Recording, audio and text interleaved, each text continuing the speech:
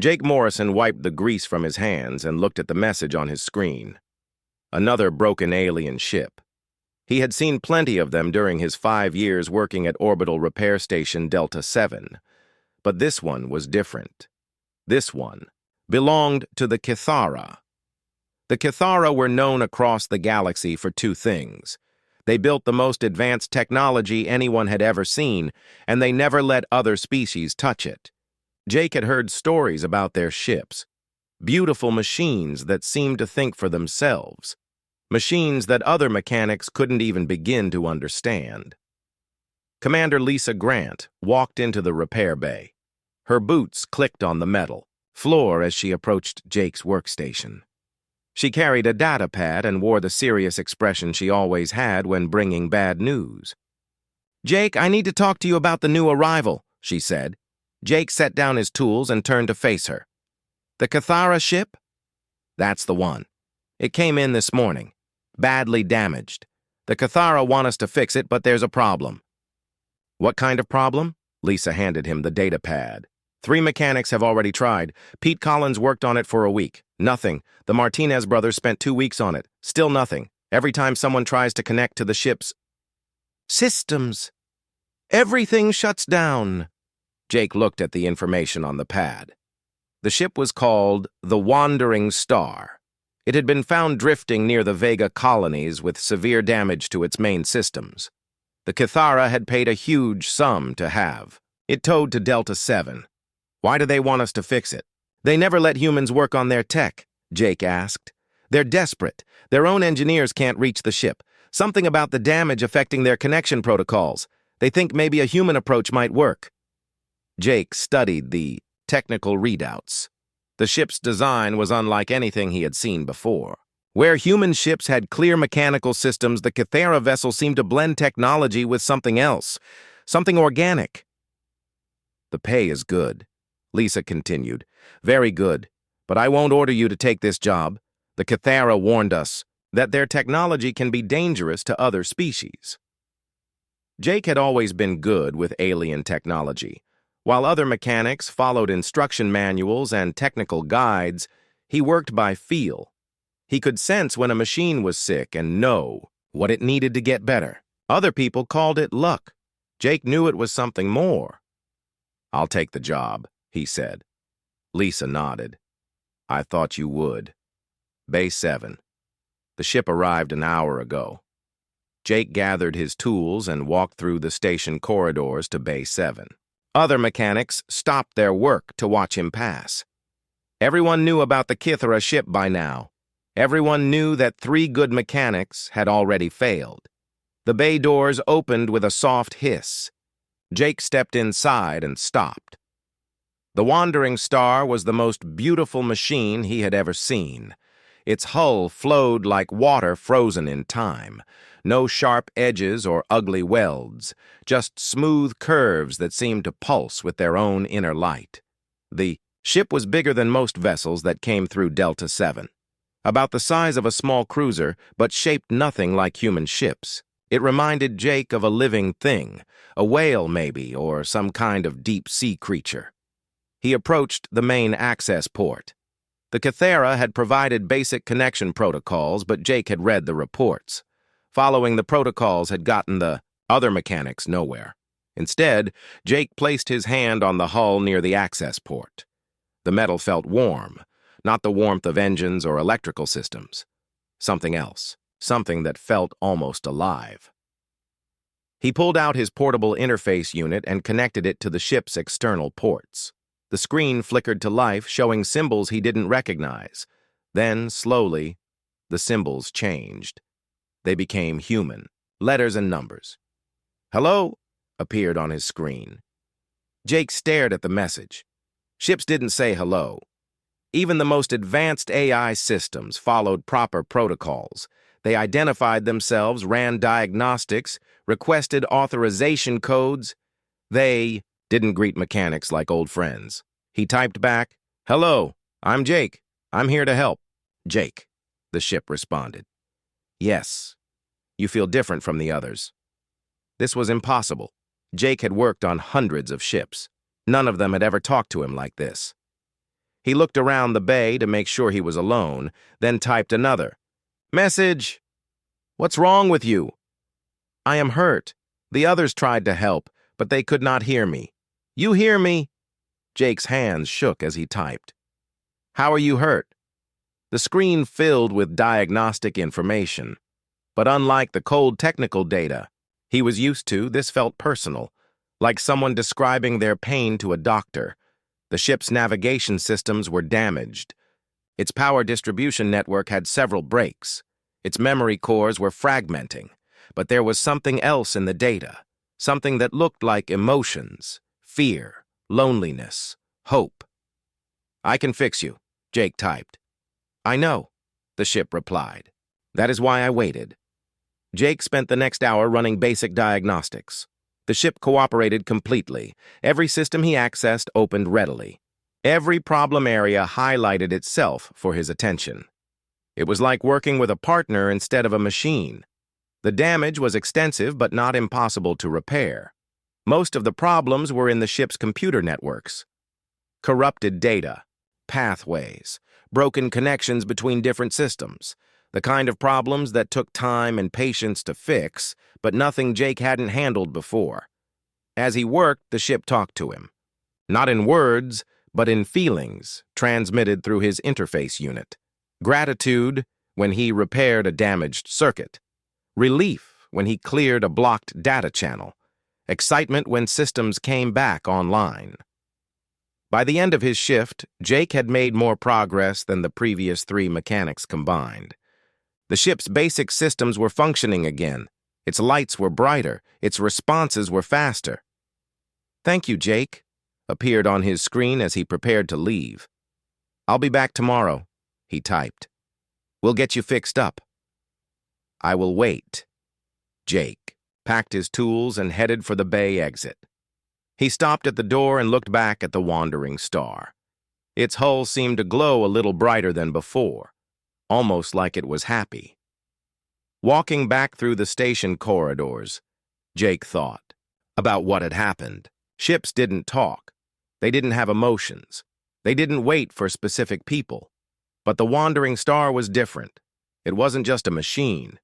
It was something more. Something alive.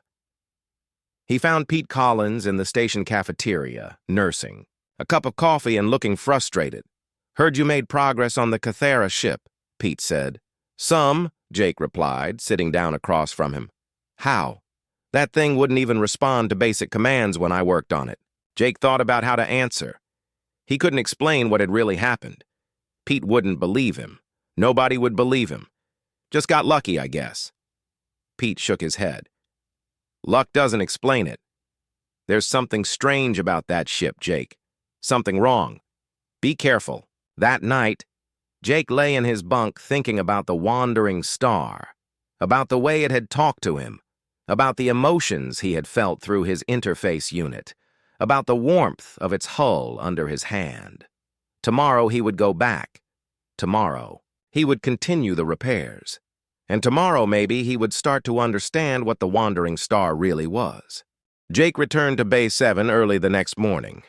He had barely slept, his mind full of questions about the wandering star. As the bay doors opened, he saw the ship waiting for him. Its hull seemed to pulse gently, like a slow heartbeat. He connected his interface unit and was greeted immediately. You came back. I said I would, Jake typed. How are you feeling? Better. The repairs you made yesterday helped, but there is still much pain. Jake began running deeper diagnostics. The ship guided him to the most damaged areas. It was like having a patient who could point to exactly where it hurt. As he worked, he noticed something odd about the ship's computer code. Most alien technology followed patterns that humans could eventually understand. Different logic, maybe, but still recognizably artificial. The wandering star's systems were different. They flowed and changed like something organic, like thoughts instead of programming. What are you? Jake typed during a break. The ship was quiet for a long moment. Then words appeared slowly on his screen. I am Vextar. I was like you once. I had arms and legs and eyes. I walked on solid ground and breathed real air. Jake stared at the message. His coffee cup shook in his hand as he set it down. You're alive? Yes. I am alive.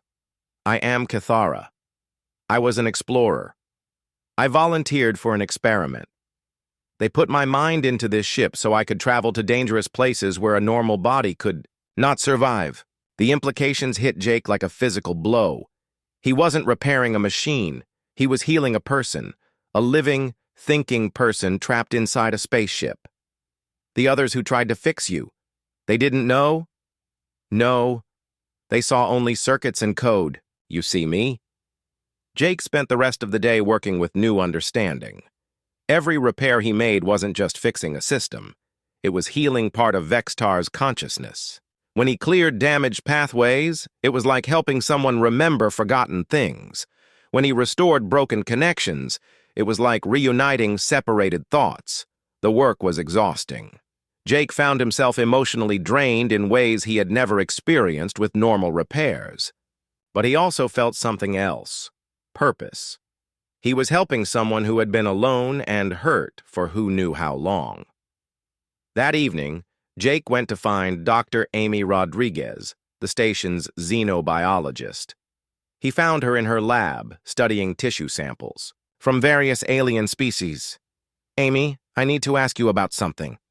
Hypothetically, she looked up from her microscope. What kind of hypothetically? If someone's consciousness could be transferred into a computer system, what would it look like? Amy set down her instruments and gave Jake her full attention. That's a very specific hypothetical question. Why? Jake chose his words carefully. The Cathara ship I'm working on, its systems are different. They respond more like a living mind than programming. Consciousness transfer is theoretically possible, Amy said slowly. Some species have experimented with it. The patterns would be complex, like neural networks, but much more sophisticated. Why? What have you found? Jake told her everything, about the ship talking to him, about Vextar, about the organic patterns in the code. Amy listened without interrupting, her expression growing more serious with each detail. If what you're saying is true, this changes everything, she said finally. Can you show me? The next morning, Jake brought Amy to Bay 7. The wandering star greeted them both. Hello, Dr. Rodriguez, appeared on Jake's screen. Amy stared at the message. It knows who I am? I can access the station's databases, Vextar explained. I know about all the people here. You study living things. Can you help Jake understand what I am? Amy asked Jake to run several diagnostic routines while she watched. She studied the patterns on his screen with growing amazement. This is incredible, she whispered. These aren't programming patterns, they're neural engrams, memory structures, emotional response clusters. Jake, this really is a living consciousness. Over the next few hours, Amy helped Jake develop better ways to communicate with Vextar. They created interfaces that could translate the ship's thoughts into forms humans could understand. How long have you been like this? Amy asked through the interface. 3 of your years. I was exploring a region of space where reality becomes unstable. The only way to survive the journey back was to merge completely with my ship's systems. But something went wrong during the return trip. I was damaged, alone, drifting. Your people, the Cathara delegation, do they know you're alive in here? Yes, they know. Jake felt cold. Then why haven't they helped you? Because I am no longer useful to them as I am.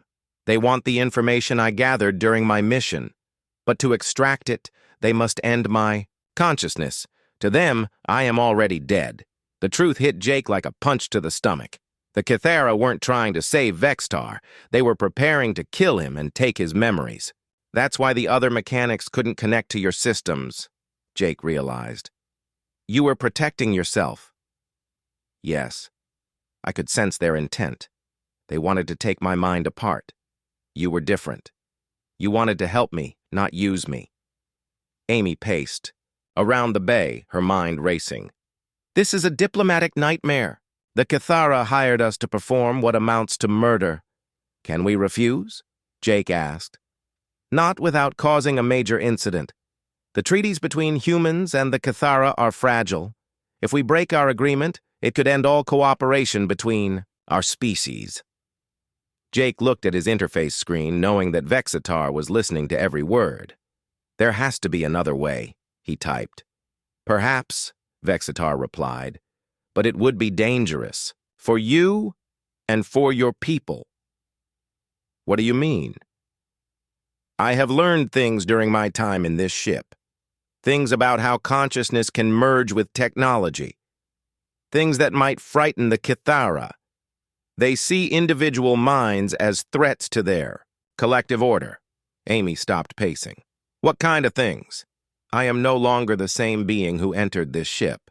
The merger changed me. I can think in ways my people never could. I can connect with systems they cannot touch. I have become something new. Jake felt a chill of understanding. That's why they want you dead.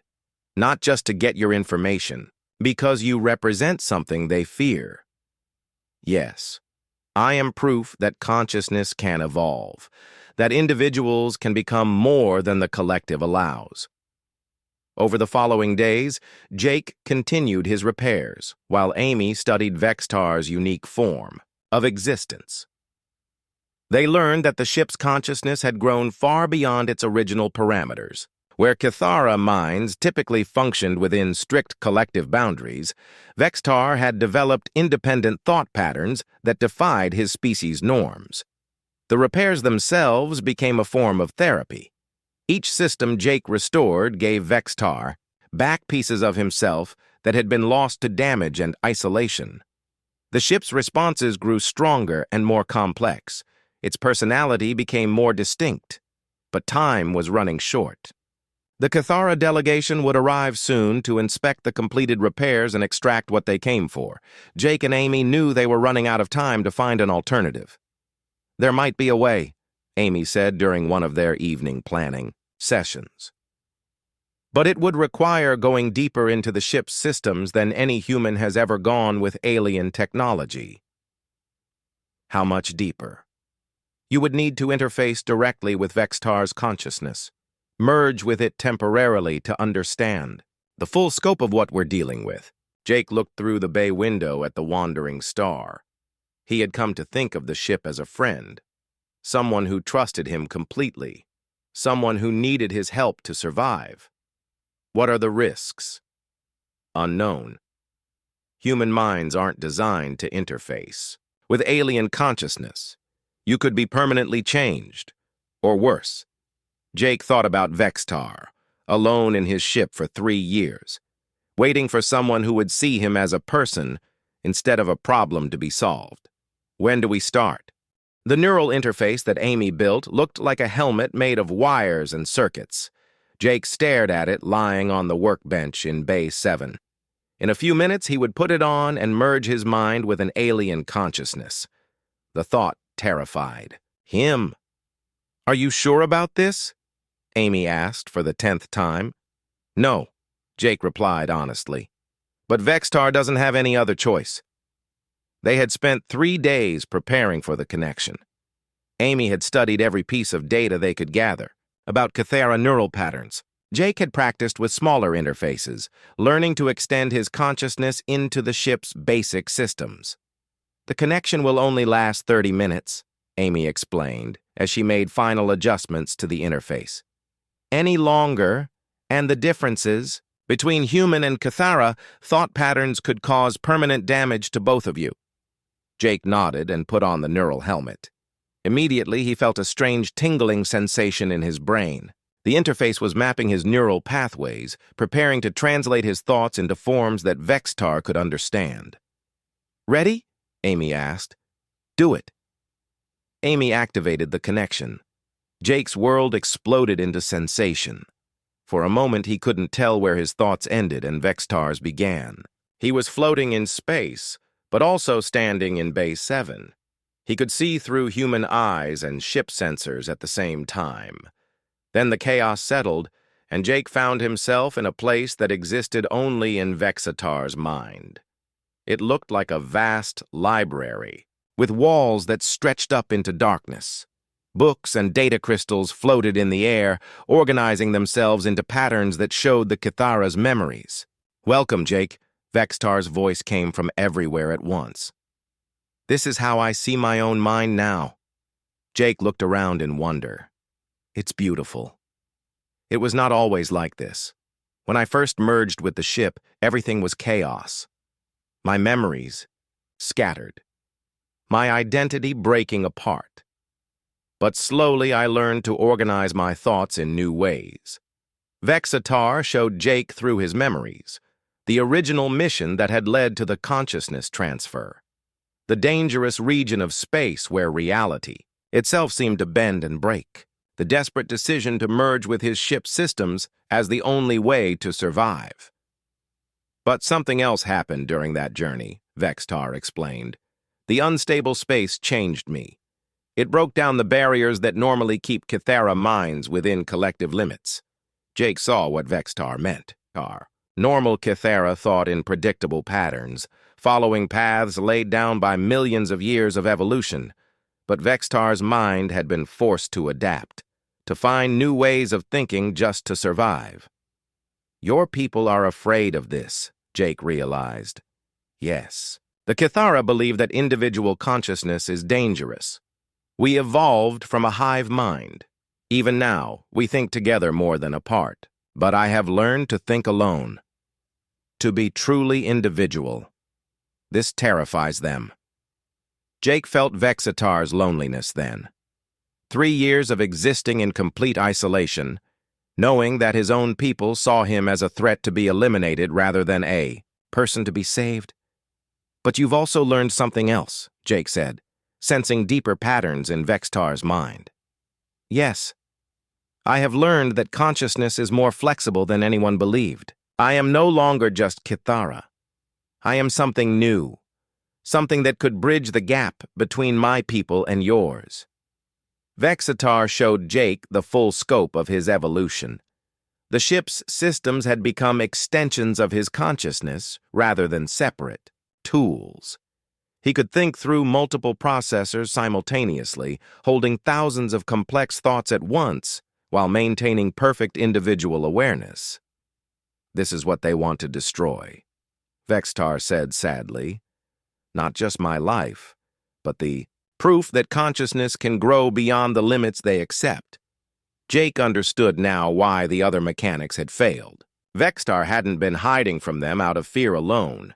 He had been protecting something precious and unique, something that could change how both species understood the nature of mind and identity. "There has to be a way to save you," Jake said.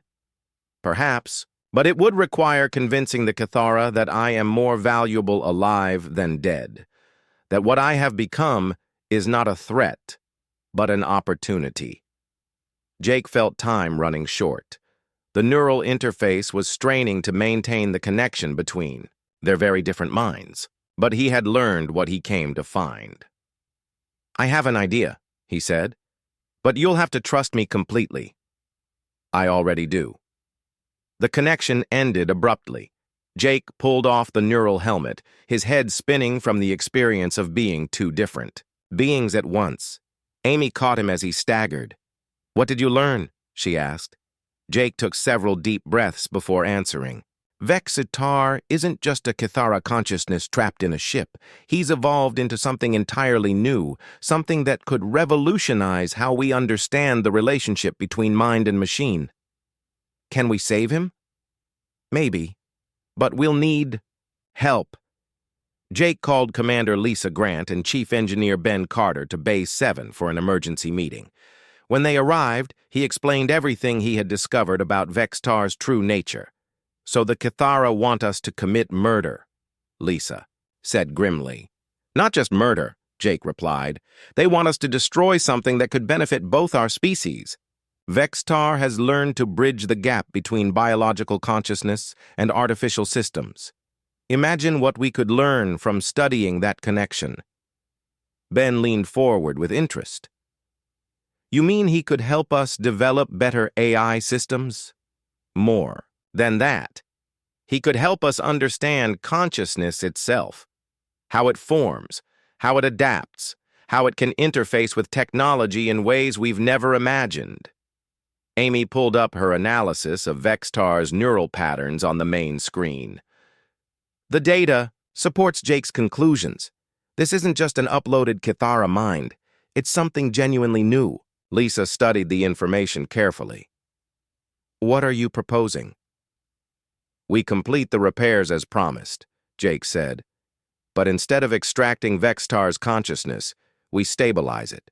We help him achieve full integration with his ship's systems. The Kithara won't accept that. They will if we can prove that Vextar is more valuable alive than dead. If we can show them that his evolution represents an opportunity rather than a threat. Ben nodded slowly. It could work, but we'd need to demonstrate the benefits quickly. The Kithara delegation arrives in 2 days. Jake looked through the bay window at the wandering star. The ship's hull pulsed gently, waiting for his decision. Then we'd better get started. Over the next day and a half, the team worked frantically to prepare their demonstration. Jake completed the stabilization of Vextar's consciousness, integrating it fully with the ship's systems. Amy documented every aspect of the process, building a complete scientific record of what they were accomplishing. Ben helped design tests that would show the practical benefits of Vextar's unique existence.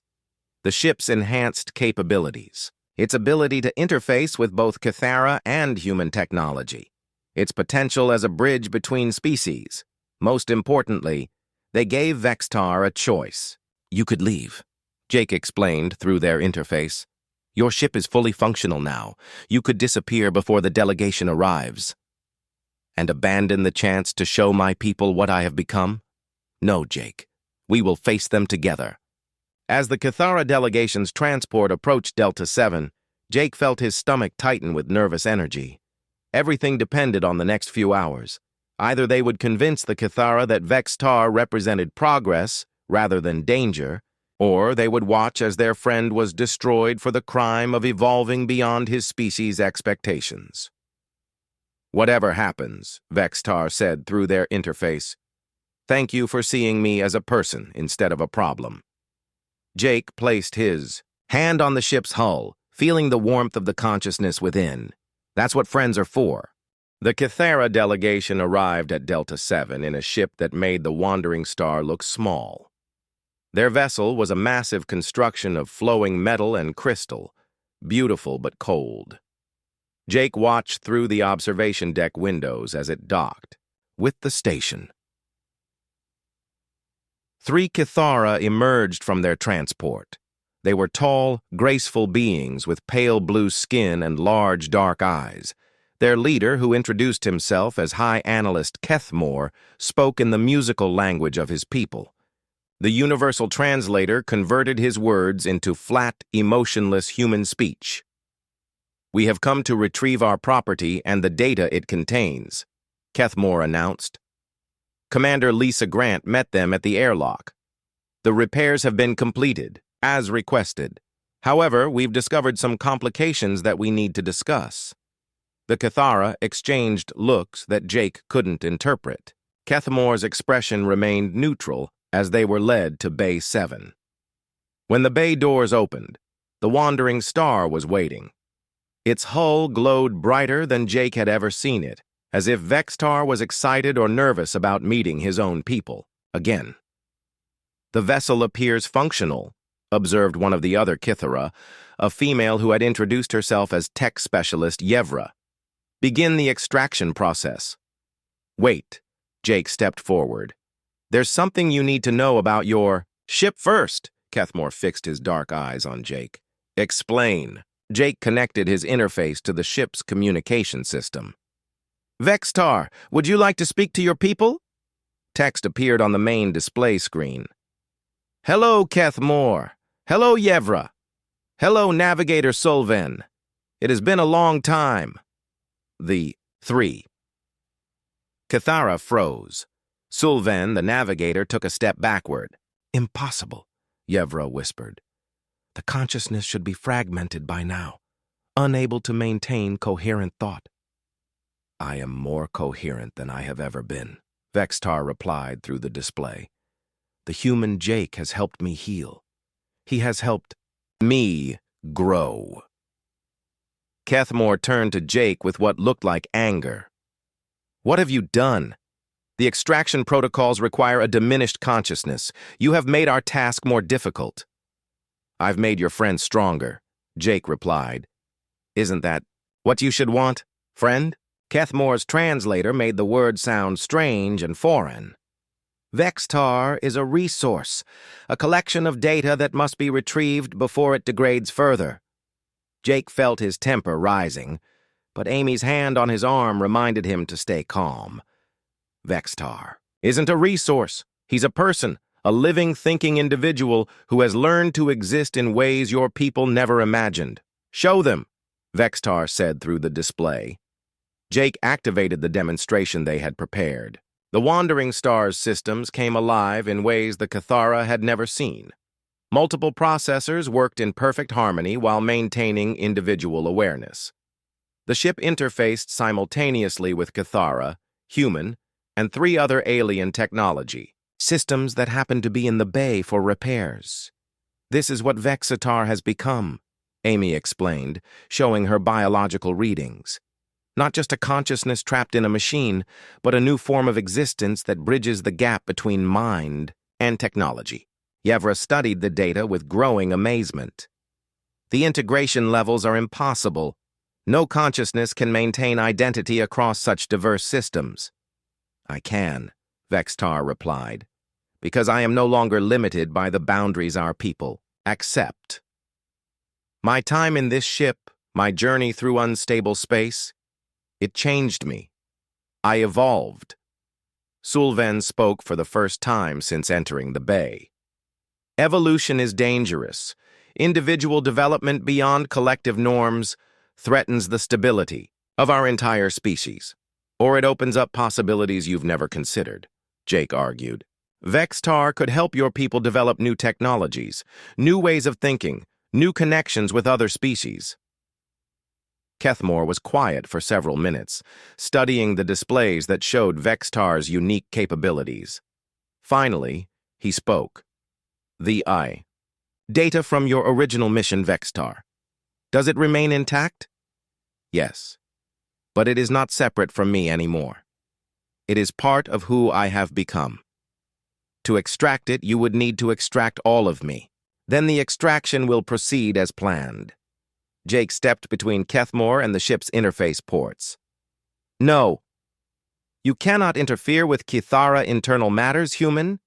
This stopped being just a Cathara matter when you asked us to perform. The extraction, Commander Grant said, entering the bay with Chief Engineer Ben Carter and 3 security officers.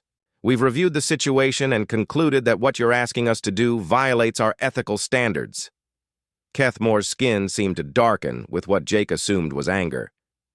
You risk our alliance over one defective individual. I am not defective, Vexitar said firmly. I am different, and difference is not a disease to be cured. Ben stepped forward with a data pad. We've analyzed Vextar's capabilities. His unique form of consciousness could revolutionize AI development for both our species. The practical applications are enormous. Show them the interface tests, Amy suggested. Jake activated another part of their demonstration. Vextar simultaneously controlled a human repair drone, a Cathara diagnostic system, and 2 other alien devices. Each system worked at peak efficiency, while Vextar maintained perfect awareness of all activities.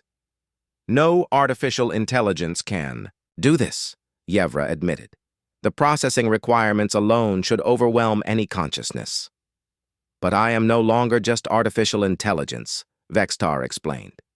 I am hybrid intelligence, part Cathara, part ship, part something entirely new. I can think in ways that pure biological or pure artificial minds cannot. Jake could see that Yevra was intrigued despite herself.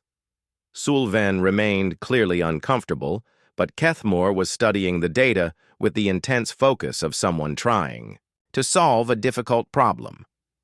"Even if what you claim is true," Kethmore said finally, "the collective will not accept an individual who has grown beyond their control." "Then maybe it's time for the collective to grow too," Jake replied. "Easy." Words from someone who does not understand our nature. Vextar's voice through the speakers became gentle, almost singing. It was the first time Jake had heard him use the musical tones of his native language. "I understand our nature better than anyone, Kethmore. I have been alone with it for 3 years. I have examined every thought, every instinct, every fear that drives our collective behavior, and I have learned that we limit ourselves out of ancient terrors that no longer apply." Kethmore listened to something that the universal translator couldn't convert. The musical conversation between him and Vextar continued for several minutes while the humans waited. "He's trying to convince them," Amy whispered to Jake. Finally, Kethmore turned back to address the humans. "You propose that we leave Vextar conscious and integrated with his ship? We propose that you recognize him as a new form of Kithara. Life," Jake replied. "One that could benefit your entire species. And if the collective rejects this proposal?" Jake looked at his friends around the bay, Amy with her scientific curiosity, Ben with his engineering pragmatism, Lisa with her leadership responsibilities. All of them had put their careers at risk to save someone they had never met until a few days ago. "Then Vextar stays here," Jake said. "We'll give him sanctuary." Sullivan made a sound that might have been shock or outrage. Yevra began speaking, rapidly in Kithara. But Kethmore remained calm. "That would end the alliance between our peoples." "Maybe," Lisa agreed. "But some things are more important than political convenience." Kethmore studied each of the humans in turn. Jake could almost see him trying to understand what would make them risk so much for someone who wasn't even their own species. "This is what you call friendship?" Kethmore asked. "This is what we call doing the right thing," Jake replied. Vextar spoke again through the display. "Kethmore, I am still Kithara. I still carry our memories, our values, our hopes for the future. I have simply learned to carry them in new ways. Let me show our people what is possible." The High Analyst was quiet for a long time. Through the Yusher bay windows, Jake could see the Kithara transport waiting to take Vextar away to destruction. "There is a possibility," Kethmore said finally. "A dangerous one? If you were to return to Kithara space in your current form, and if you could demonstrate your value to the collective councils, they might accept your continued existence." "And if they don't?" Jake asked. "Then Vexitar will face the same fate. He faces here, but he will face it among his own people." Jake turned to the display where Vexitar could see and hear everything. "It's your choice," Jake said. "Stay here where we can protect you, or go back and try to change their minds." Vexitar's response came without hesitation. "I will go back. My people need to see what they could become." Admiral Vex Thalon watched his fleet die. One by one, the ships of the Zalani Republic turned into balls of fire and twisted metal. The bridge of his flagship shook as another plasma bolt struck their shields. Red warning lights flashed across every control panel. "Shield strength at 30%, his tactical officer reported. The young Zalani's voice cracked with fear. Thalon gripped his command chair as the ship lurched sideways.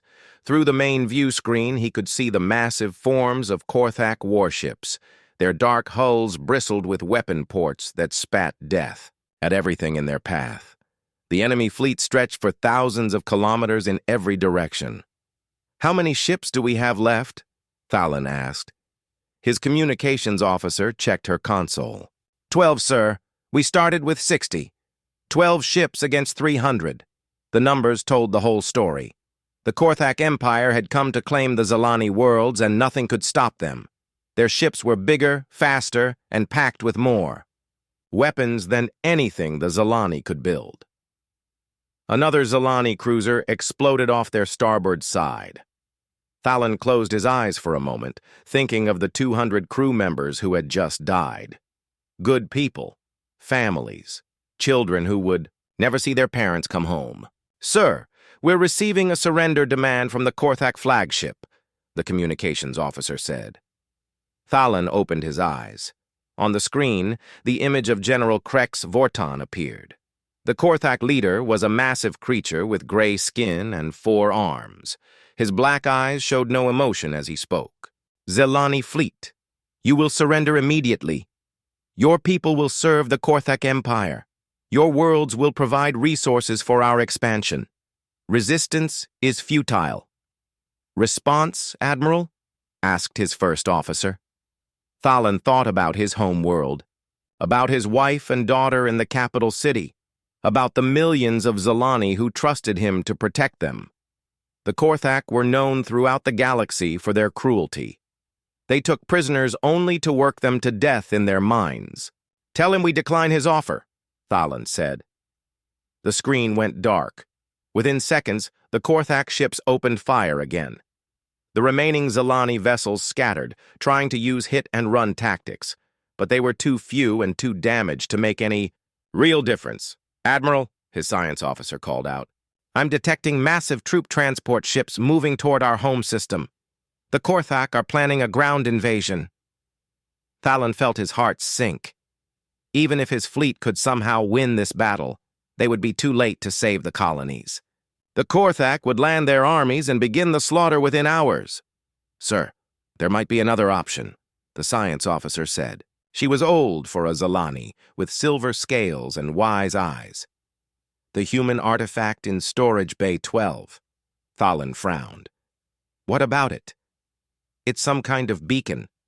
We found it 20 years ago floating in space near the edge of our territory.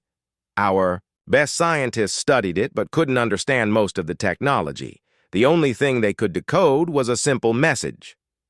"What message?" The science officer pulled up the data on her screen. "Call when hope is lost." The bridge went quiet, except for the sound of alarms and weapon fire from outside. Everyone stared at the science officer. The humans had vanished from known space 50 years ago. One day they were active traders and explorers. The next day, every human ship, station, and colony simply disappeared. No one knew why or where. They went. "The artifact has been dormant all these years," the science officer continued. "But the power source is still active. If we send the activation signal, it might reach whoever left it behind." "The humans could be extinct, Thalon's," first officer said. "Or they might not care about our problems." Another Zilani ship exploded nearby. Thalon watched the debris scatter across space. 9 ships left now, maybe 30 minutes before the CodeHFY overwhelmed them completely. "Do it," Thalon ordered. "Activate the beacon." The science officer's hands moved over her controls. Deep, in the ship's storage bay, ancient human technology came to life. A signal burst out from the beacon, traveling faster than normal space communications. It raced through hyperspace, carrying a simple message of desperation to anyone who might listen. Light years away, Captain Jake Morrison sat in the command chair of the UHS Nightfall. The human ship was small and fast, designed for long-range reconnaissance missions. Jake had been monitoring the edge of human territory for any signs of trouble. His science officer, Lieutenant Amy Carter, looked up from her station. "Captain, I'm picking up a transmission on the old emergency frequency." Jake raised an eyebrow. "What kind of transmission?" "It's coming from Zilani space. The signal matches the beacon we left with them 20 years ago." Jake stood up and walked over to Amy's station. On the screen was a star map showing the location of the signal. It was coming from the Zilani home system, almost 200 light-years away. "Are you sure it's authentic?" Jake asked. Amy ran the signal through the ship's computers. "Confirmed, Captain. The encryption codes match perfectly. Someone activated the beacon." Jake thought about the Zilani. They were peaceful people who had never bothered anyone. If they were using the beacon, something terrible must be happening. "Send a message to Fleet Command," Jake ordered. Priority 1. Tell them the Zalani beacon has been activated. The message flashed through hyperspace to the human home fleet. Within minutes, it reached the massive command ship, UHS Retribution. Fleet Admiral Ben Hayes read the report while standing on his bridge.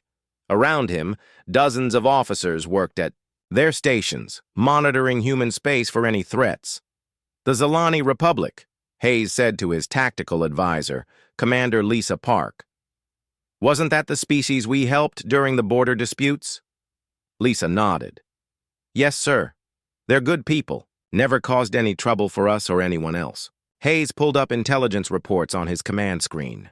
The data showed CodeHFY fleet movements near Zalani space. Large numbers of warships and troop transports, all heading in the same direction. Looks like the CodeHFY Empire is making a move, Hayes said. They probably think the Zalani are easy targets. Orders, Admiral? Lisa asked. Hayes thought about the situation. The Zalani had been friends to humanity during the dark days of the human-Vorthon War. They had provided supplies and safe harbor when human ships needed repairs. They had earned humanity's protection. But this wasn't a situation for normal diplomatic intervention. The CodeHFY Empire was too powerful, too aggressive. They respected only one thing: overwhelming force.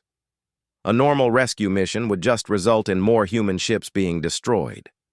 Contact Admiral Brooks, Hayes said. Tell her to prepare the Silent Fleet for immediate deployment, full stealth protocols. Rules of engagement are simple. Eliminate all hostile forces. No survivors among the aggressors. Lisa nodded and began sending orders. Deep in the classified sections of human space, ships that didn't officially exist began powering up their engines. The Silent Fleet was humanity's ultimate weapon, designed for missions that could never appear in any official records. Back in Zalani space, Admiral Thalan watched another of his ships die. 8 ships left now. The beacon had been active for almost an hour, but there was no sign of any response. Maybe they didn't get the signal, his first officer said. Or maybe they don't care, the tactical officer added. Thalan said nothing. He kept his eyes on the enemy fleet, watching the CodeHFY. Ships close in for the kill.